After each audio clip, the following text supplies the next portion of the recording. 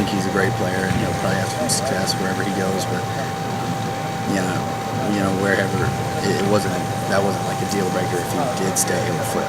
So was the fact that you were coming into a situation with Dwayne Haskins, Tate Martell, Joe Burrow. Mm-hmm. You just said that the competition between you and Emory didn't affect your decision at all, but did the competition with maybe one of those three guys and you maybe having to sit out for a couple of years before you get on the field, how much did that play into your decision?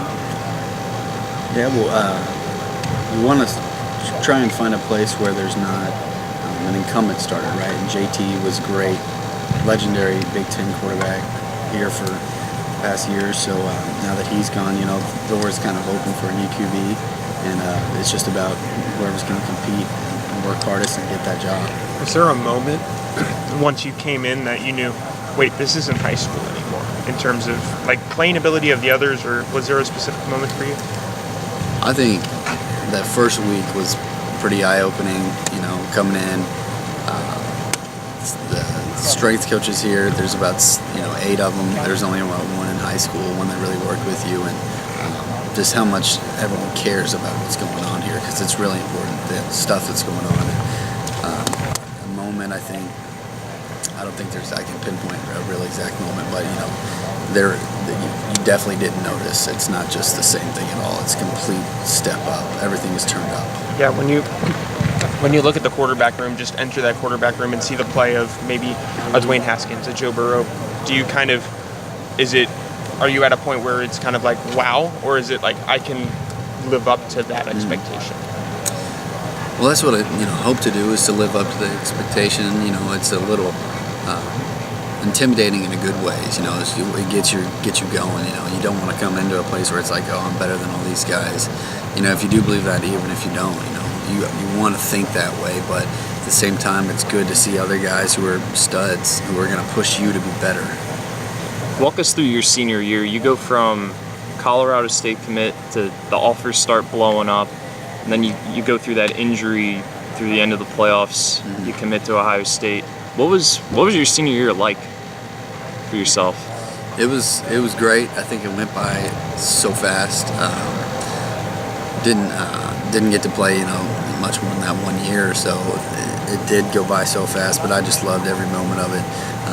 A lot of guys in that class, in my class, were similar to me. Didn't get to play much until their senior year. So we enjoyed the season so much. Came out.